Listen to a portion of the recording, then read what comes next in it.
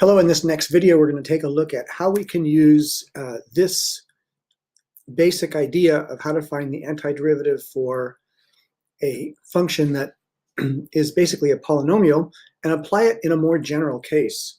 So let's take a look at a variety of different functions, little f, like x to the third or x to the 11, and then we'll look at x to the negative 5. So let's go ahead and start by finding the antiderivative of f of x equals x to the third. Now remember, we want to find some other function, capital F, whose derivative is equal to this thing, x to the third.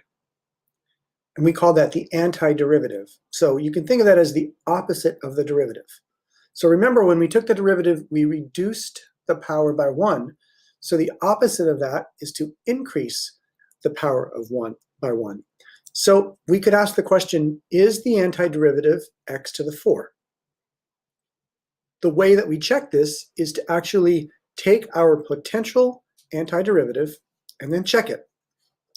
What is the derivative of this function? X to the 4 prime is equal to what? It is 4x cubed. Now, 4x cubed is not what I started with. So 4x cubed is too big by a factor of 4. It is 4 times too big.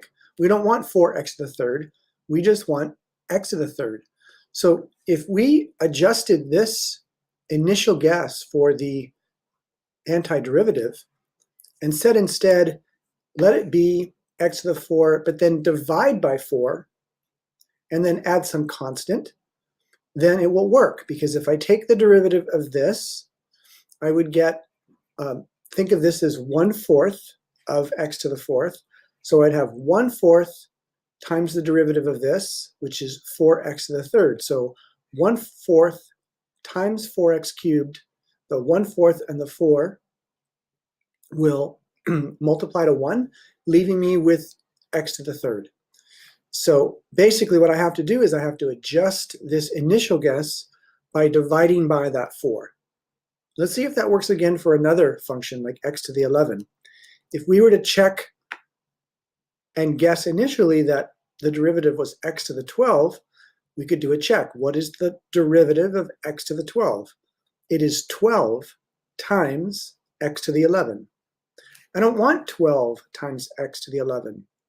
I just want 1 x to the 11. So 12x to the 11 tells me that my initial guess is 12 times too big. I need to take 1/12 of what I originally started with. So I'm going to take x to the 12 and then divide it by 12 so that that fraction here will compensate for the fact that when I take the derivative of x to the 12, that 12 comes out in front, and then I can divide by the 12 in the denominator. And the same thing is going to be true no matter what kind of power I have when x is the base.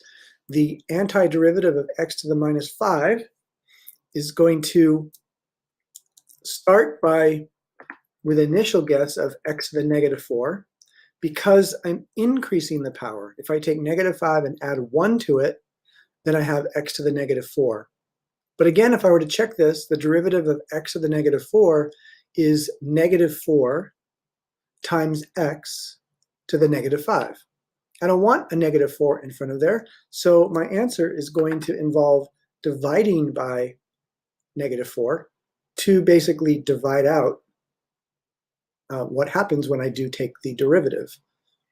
So what you see here is a pattern that when we start with a power of 3, we go up by 1 and then divide by that new power. Same thing here. X to the 11, we go up 1 power to 12, and then we divide by that same new power. And in the last example, the same thing happens even though it's a negative number. I go up 1 to negative 4 and divide by that new power. So the general rule, the general pattern for the antiderivative of a function f of x that looks like x to the n, where n is not negative 1, and we'll see why this is important a little bit later, but for now this is good for all values of n that are not equal to negative 1. What you see us doing here is taking x, increasing the power by 1 because we're doing the opposite of the derivative, and then we have to divide by that same new higher power. And then, of course, we add c, the generic constant, to get the antiderivative, capital F. So that's our rule for any function of the form f of x, little f of x, is equal to little x to the power of n. So let's take a look at a quick slide on notation. We said that the antiderivative was this thing here.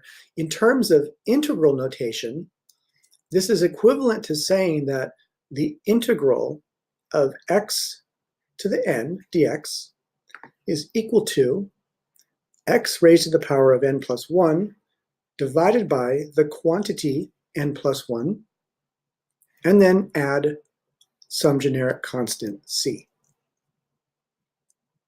This is powerful because that means that if I have a polynomial function like this, then I can find the exact signed area pretty easily because I can find the antiderivative pretty easily.